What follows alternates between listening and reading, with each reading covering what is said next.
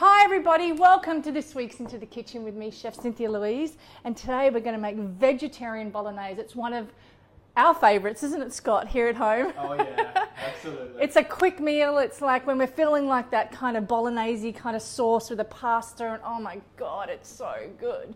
And it even fits into the lasagna roll too, which is epic with my vegan cheese. That's another blog. But anyway, check this out.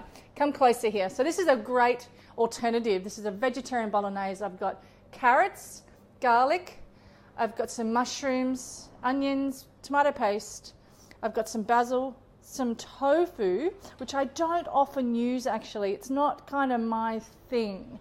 I don't really buy tofu. I'm a real tempeh kind of girl, not a tofu girl, but this is great in bolognese. And I've got some tomato puree.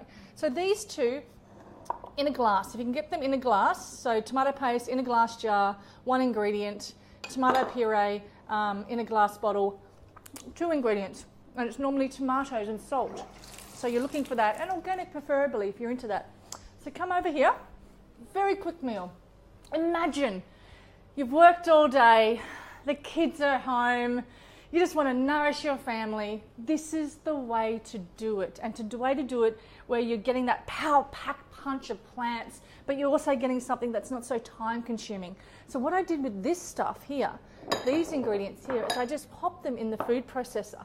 Seriously, I put my carrots in first and just pushed the button on the S blade of the food processor. My mushrooms I threw in, my garlic, and then my onions. They're really simple and very effective. Like I don't want to muck around, and I don't want to spend hours in the kitchen, and I bet you don't want to either. So this is for you and for me actually. This is our dish. So some olive oil, and my pan is on, so a nice good splash of that. And I'm going to put in my onions straight away. And I'm going to put in my garlic straight away. And I'm just going to cook that. Now what I'm after is no browning. So we're not at a barbecue making colour here and browned, sautéed, caramelised onions. We're just sweating them and bringing out flavour. So what that means is that the onions aren't going to get super brown and caramelised. They're not going to pull out all their sugars to do that. We're just sweating them to pull out some of their sugars. This is when you add salt and pepper. So a sprinkle of salt. And I love having my salt and pepper on tap here. Have a look at this. I just love that. And both this salt and pepper were in its whole form. The salt was big crystals. I just popped it in my Vitamix. And my pepper were peppercorns. Let's do the same thing. So they're on tap. So we're going to cook this down for about a minute or 2 minutes. No browning, remember. Just slowly, and stay with it. All right, so take a look, Scott. The salt and pepper's in there. Smelling amazing, of course. Smelling amazing. Making sure I'm moving the pan. I always like to shake my pan, okay? All right, carrots, straight in. Once again, I didn't chop these. My food processor did. Mushies, straight in.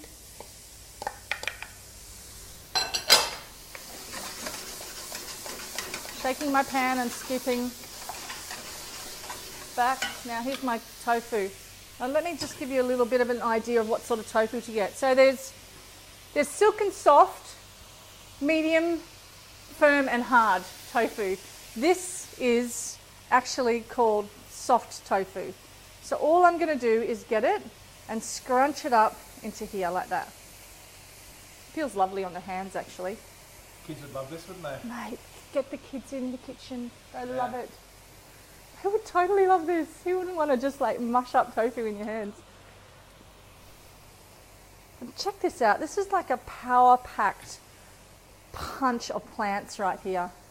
And I really do want that sensation and that texture of bolognese actually, you guys. Like I don't want to have, I call it hippie food, you know. I don't want that kind of alternative. I want to feel it. I want to feel it's bolognese. So when I'm slurping up my pasta, it's just like, you know, I want to feel that, if that makes any sense. So I'm going to cook this down for about a minute, and you are too at home. Just like if this was mincemeat, right? I know with cow flesh, mincemeat it's called, you've got your spoon and you're pushing those lumps out. It's the same thing with the tofu. I'm just making sure, you know, there's not big chunks in it. So I've cooked this for about a minute. I'm going to cook it for another minute because my heat was on low. So you want it quite a high heat and you want to stay with it and you don't want anything to stick or burn. Okay, so remember that. So good couple of minutes cooking this down. Okay, it's been a couple of minutes now. I want to add some dried oregano. You can add fresh if you've got some in the garden. I don't at the moment. Oh God, that smells so good. Or margarine. Just want to add some of that to there. Give it a good stir, and now in comes my tomato paste. Straight in.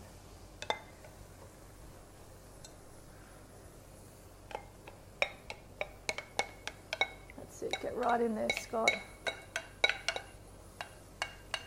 Yep, you can see that sauce bubbling away. Yeah. Beautiful. Okay, now in comes I had my tomato puree, now I've got my tomato paste. Yep. And you can add some red wine if you feel like it. You like to add red wine, don't you? Yeah, I do, I think, yeah. What does it do for you? It gives it a richness and a depth to it. Yeah, richness and depth, red wine, yeah, if you're into it.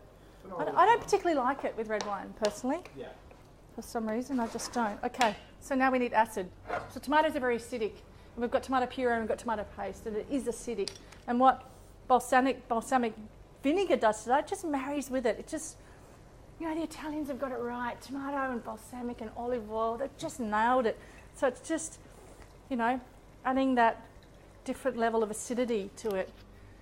And then we just want to even that out, and I've got some maple syrup. You could use honey, you could use coconut sugar, you could use coconut syrup, you could use rapadura sugar, you could use whatever you like, but I've got maple on tap right here, so I'm going to use it. This is bubbling away. It's not burning, it's not sticking to the pan. I'm kind of staying with it. Yeah, you want to give this a really good stir, and then you want to taste it to see where you're at. So remember, we added the seasoning in first, the salt and pepper. So more salt. This is the structure of cooking. A lot of people say, when do I put the salt in? How much salt? The beginning, middle, and the end is what I do with seasoning. So I season again. It just needs that little hint of salt. Give that a stir. Now you want to cook this. I like to cook this for not too long, actually. So 15 minutes is my gig. You can cook it for half an hour. It's up to you, but I'm going for 15 minutes for me. If there's red wine in it, I'm going to cook it a little bit longer, but there's not today. And I'm going to, yeah, go for it. For those that love chili like me, when would you add chili into this? Now. Now's a good time? Chuck it in now. So I'm going to add basil. Now have a look at my basil, Scott. It's all in, like, I'm just going to get it like that, right? And then just rip it. Discard the stalks and Yep. throw in all Yep. And if there was some seeds on here, I would put those seeds in as well, okay? Don't throw away the seeds. They're full of flavour. That, you know, that top of the basil, there's normally a pot of seeds. kind of bud, yeah? Yeah, I like to rip that up too and put that in there. That has a lot of flavour, right? Lots of flavour. Okay. 15 minutes. Cooking, cooking, cooking. Oh, Cynthia, that just looks like Taste, spaghetti. taste and looks. Taste. That looks just like spaghetti bolognese. Like the meat version. Oh yeah. Taste this. Yeah, sure. Thanks. Need more salt? That's good. More salt? Yeah, I think a little bit more salt. Okay, this is what this is the gig, right? This is what I'm teaching Scott behind the camera and you guys at home, is that beginning, middle and the end with seasoning is really important. Then you can just get those layers, you know. I think we're done. It's been about 15 minutes. All right, look at the colour of it. Now, you know what happens, right? That I find with cooking. Yes, Cynthia? Yes, here I am. Is adding more fat, like olive oil. I mean, you don't have to. This is personal. But for me, I was taught by an Italian lady, and she said always add a splash of fat at the end of her cooking. It's her gig, and I love her, and it's made my world happy because that's just it. And I'm just going to turn it off now, and I'm done. Okay, so my pasta's cooked. You can use any pasta you like, gluten-free, like a soy pasta or a mung bean pasta, a chickpea pasta, a rice pasta, or you can use a wheat pasta. Now, if you're going to use a wheat pasta like me, because I love wheat pasta, and I love the smell and taste of wheat. I absolutely adore wheat. I prefer to use kamut or spelt. And kamut and spelt is a variety of wheat, and there's so many different varieties of wheat. And kamut and spelt just, I don't know, Scott, we have it a lot. It doesn't seem to give us that crash, does it? Yeah, that's right. It sits really well in our stomach. You don't get bloated. It's weird. It's really weird. And you can get it in your local supermarket. So it's not something where you have to, you know, rush to a health food store to try and get. Check out my sink. How cool is it? All right. Nice and hot. So spelt or kamut, yeah? Pasta is the way to go. All right. Nice big bowl. Kids are around. Everyone's kind of near. Spag Bol's ready. I kind of just put it on the table like that. I don't put it into a dish. I have my pasta ready. It's only a 30-minute dish, right? Totally. Yeah. Got 15 minutes of cooking time. Yep. So you saute your onions first and your garlic, then you add your carrots and mushrooms in, you put everything else in, and then that's 15 minutes you cook from. Yeah. Okay, and if you add wine, cook it a little bit longer. So, my pasta.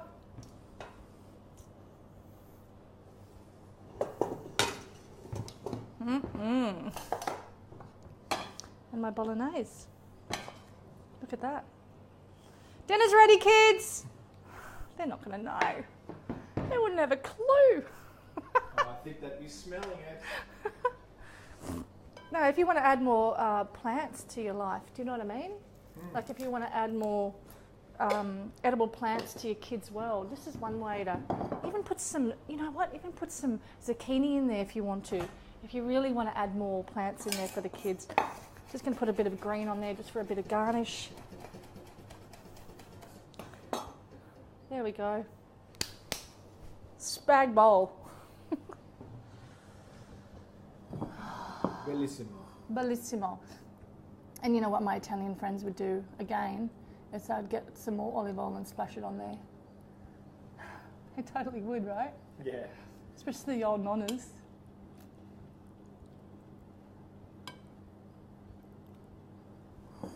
Look at it.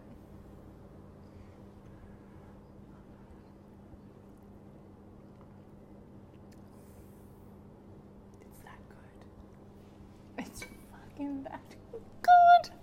Freezes really well. Makes wonderful layering for lasagna with my vegan cheese. Another blog post. Check it out on my website. If you want more of this type of cooking, amping up the plants in your world, jump on my website, have a look around. I've got some wonderful pre-recorded cooking classes. And this is how I eat. This is what I do. I don't diet. We eat. See you next week. This is the best thing I've ever made in my life. I can't wait to tuck into it. Seriously. Yeah. No, come on. You put the camera down. Put the camera down. You're just getting into it, aren't you, Oh, mate? I can't stop actually. It's just, What? it's so light. Like You know, what? Like I what do you used to mean? make spaghetti bolognese. But I used to use beef and veal and pork, and I'm ashamed to say that that's the way I used to eat. Yeah. But now, this is so light. The other ones were so heavy in the sauce. What do you mean heavy? Just heavy in my stomach and just really fatty in my mouth. Where this is just clean. Oh. Beautiful. Yeah. Thank Look you. at me. What did you say? It's beautiful. Just like you.